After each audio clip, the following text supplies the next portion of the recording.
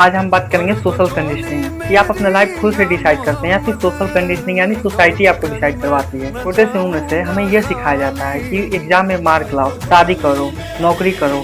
अगर नहीं करोगे तो फिर यानी ये दुनिया क्या कहेगी। यही है सोशल कंडीशनिंग। आप जी नहीं रहे हैं, आप परफॉर्म कर रहे हैं। परफॉर्म किसके वजह से? सोसाइटी की वजह से आपको परफॉर्म कराया जा रहा है।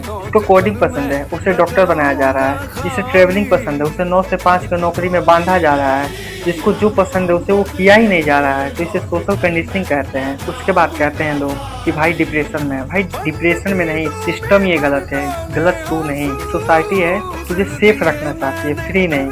क्योंकि फ्री इंसान सवाल उठाते हैं और इन सोसाइटी को सवाल उठाने वाले इंसान पसंद नहीं। इसलिए आज सोचो, अपने आप से पूछो कि जो मैं आज कर रहा हूँ सही है या फिर लोगों की वजह से मैं कर रहा हूँ। और निकलो बाहर और सोचो और इसके बाद से अपने आप पर डिसाइड करो तुम्हें क्या करना है। Break the programme, be yourself. जय हिंद।